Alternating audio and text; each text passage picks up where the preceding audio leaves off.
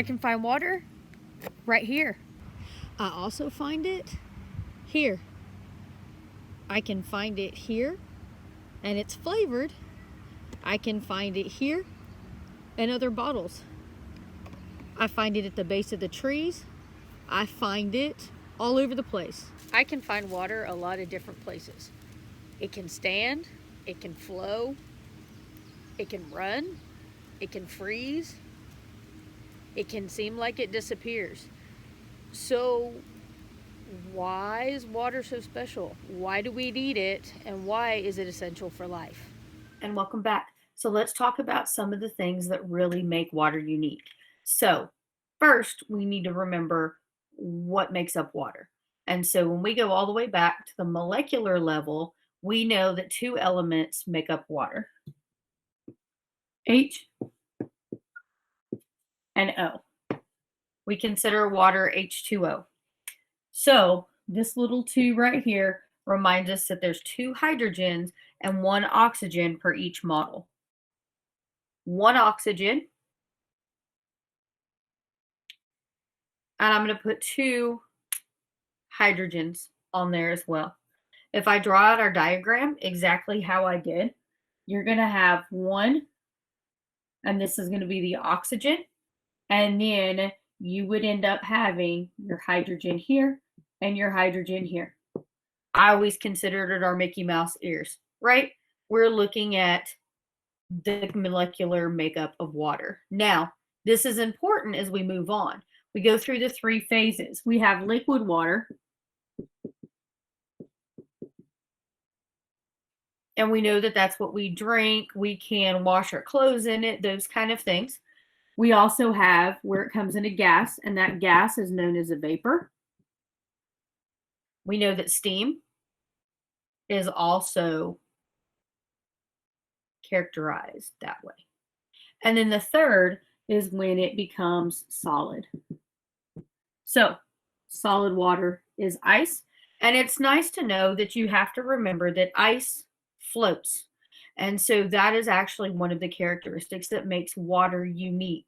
When most other liquids solidify, they sink. Water floats. And so ice in your water, ice on top of a lake, ice on top of parts of the ocean, ice on top of anything is not going to sink. Therefore, it's going to help life survive. So we've got the stages and we have the molecular makeup. Well, why is this important then?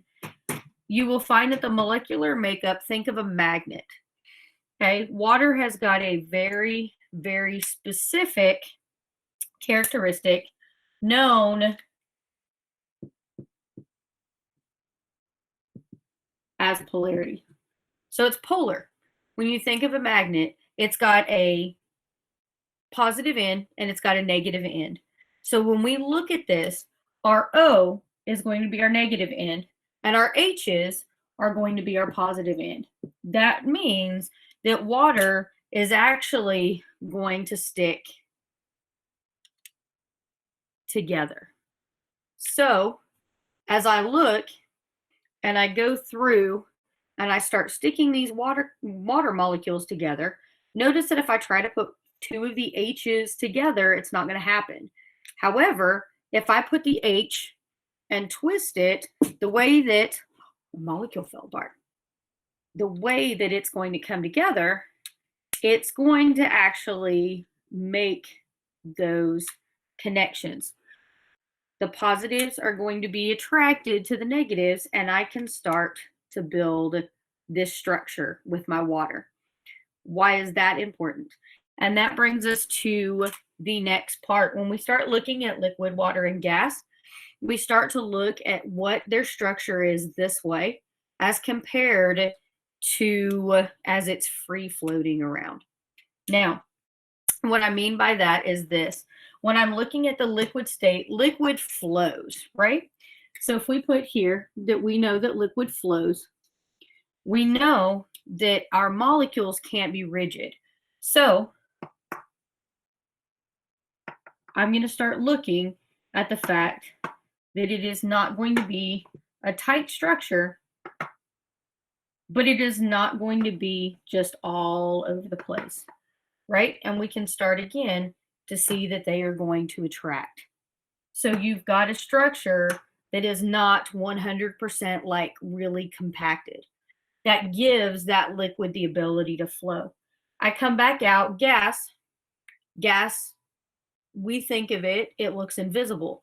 So gas is not really going to flow as much as it kind of has the least structure. So if I look at it that way, I'm going out here very easily. I add heat, it spreads apart, and all of my molecules go bonkers.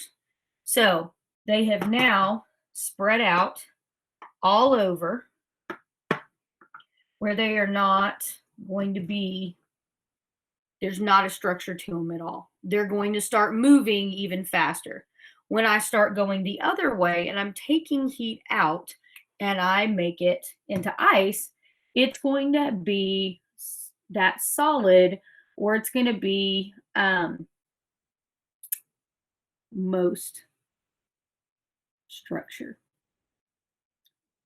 And so when we start to look at that, we're going to bring all of these together, and they're going to end up being able to, where they're going to meet on this and pull together and become as tightly compacted as they can as they're meeting the right polarity. So the pluses going with the pluses or minuses, right? Opposites attract, and it is going to make a tight fit. Now, we've got those, and we're coming back to this next. Also talking about polarity because, right, this water molecule sticking together. Let's talk about two of the other really important terms for water, and that is cohesion and adhesion.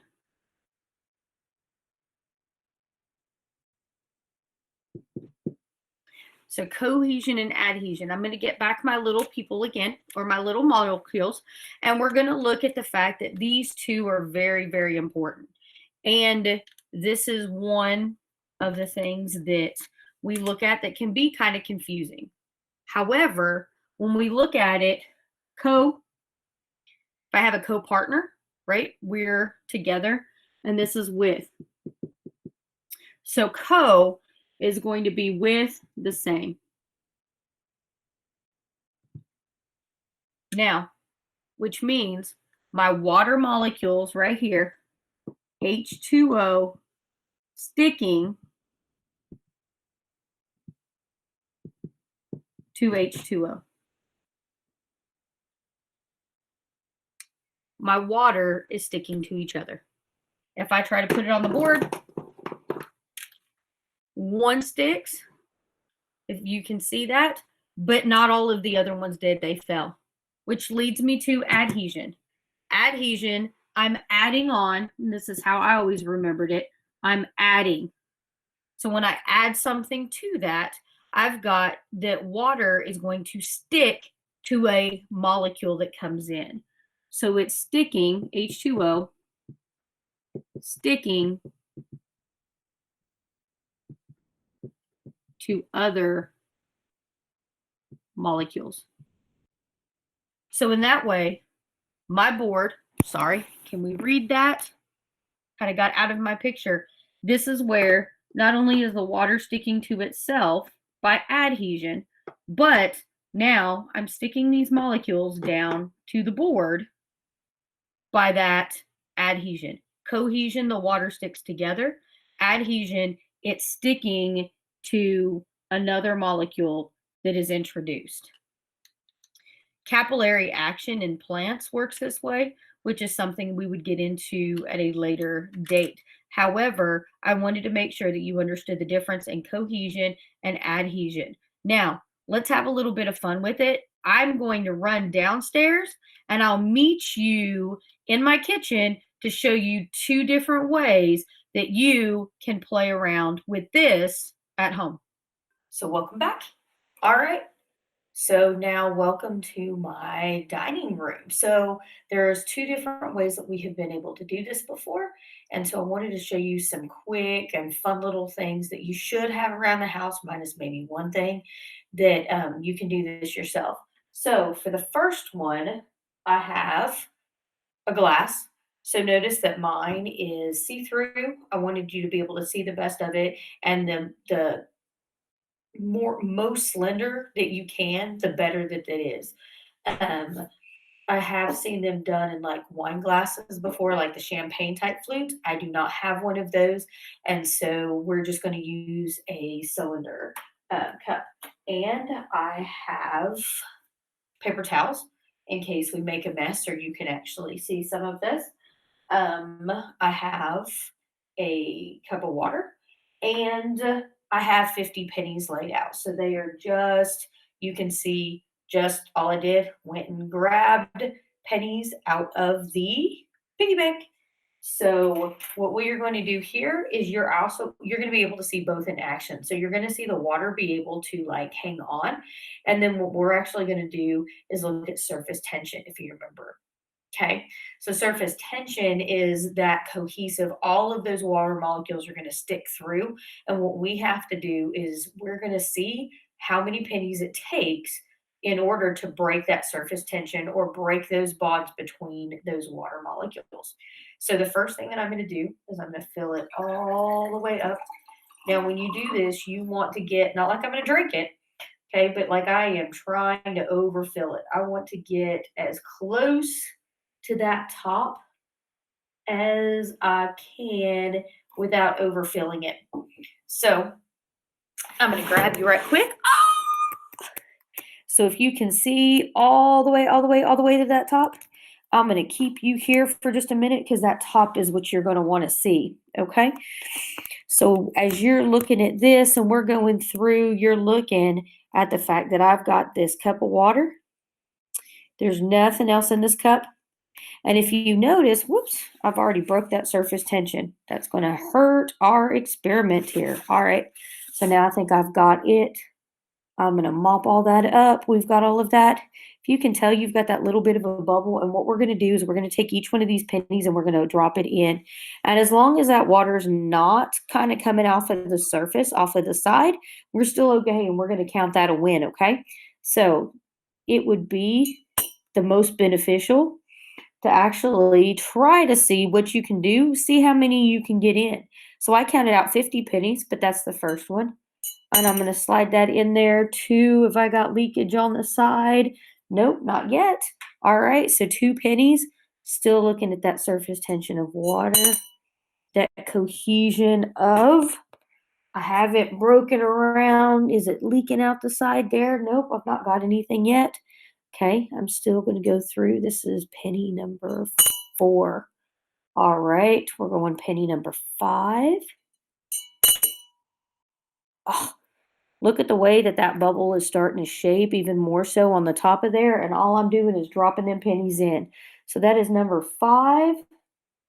Right, 1, 2, 3, 4, 5. Yep, this is number 6. Going for 7. Oh, all right, let's get this number 8. Nice. And 10.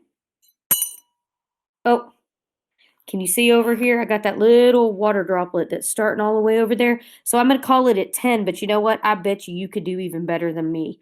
So I'm going to challenge you to do that one if you can get through there. Now, what I'm going to do is I'm going to set this one to the side. And I'm going to put that water right over there so it doesn't make a mess anymore on that. And I will clean that up here just in a minute. But I'm going to bring you over here. And we are going to use just one of these pennies. So I'm going to pick the shiniest penny right here. And I'm going to move it over here. Okay. Now, what we've got to also use here is we're going to use our water. We're going to use our water. Now, for this, there's a couple of different ways you can do it. If you're really, really, really one of those that doesn't have any kind of like little medicine dropper, like for a you know, like you don't have a little sibling at the house and have one of the little medicine droppers or anything, you can get fancy with it and use a straw. That one is a little bit more tricky. I know that everybody doesn't, like me, have one of these at home. Yes, I went and kind of got a couple of like each and everything at home. So I've actually got a pipette that I put the corner on. And what I'm going to end up doing is I'm going to put it, and so I filled it up. And what we're going to do is we're going to drop each one of this on the face of this penny. And I'm going to count drops. There's one. And I'm going to see how many drops can fit on Abraham Lincoln's face before, again, I make a mess all over my table. How cool is that? Making a mess, making a mess. Two. There's three, 4, 5, 6, 7, 8, 9, 10, 11, 12. Get it up here. 13, 13, 14. All right, I got to fill up my water again. 14. We're going to go 15, 16, 17, 18, 19, 20, 21, 22, 23, 24. Let's get some more of that water in there, see what we're doing. 24, there's 25, 26, 27, 28, 29, 30, 31, 32. All right, let's do it again. 32, we're getting good. 33, 34, 35, 36, 37, 38. Get that one off that end there. 39. Oh, my man. I'll show you here in a minute that it's bubbling over too. 39. There's the big 40. Oh, secret. That's how old I'm turning this year. Ugh. Here we go. Now we know that 40 drops fits on Lincoln, right? So that means I get a penny for my birthday? Huh. 41, 42, 43, 44, 45, 46, 47, 47. Let's see, 48, whoops, 49, 50, 51, 52, 53, 54, 55. If you can't see 55, I don't know if you can see this really, really, really good or not. There's a bubble forming on the side of that. And that sucker's hanging on for dear life, that cohesion, and it's hanging on. 51, 52, 53, 54, 55, 56, 57, 58, 59. And empty that out, that's 60. Let's see what we can do now. 61, 62, 63, 64, 65.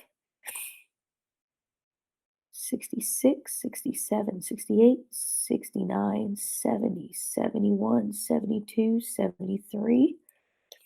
Oh, 74, 75, 76, 77, 78, 79, 80, 81. Got 81 out of that one. All right, let's keep going.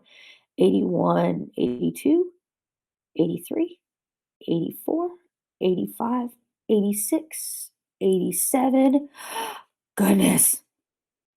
88, 89, 90, 91, 92. Oh, now I'm going to lay this down right here because what I want you to do is I want to see if you can actually get down here really close. Can you see that bubble like it's over there? Like it sure is like way above the penny. What? So I don't know how many more I'm going to be able to add on that. And I completely lost count trying to like do this on you. So if you remembered my count, I am going to stop there. But my challenge to you is, can you beat my, I think it was 98? See if you can get 100. And I can't wait to see how well you do. All right. Challenge on. So I hope that showed you how really, really cool water is. And so why it's essential for life and why it has such cool characteristics. So, especially on this nice day, go out and have you some fun with water.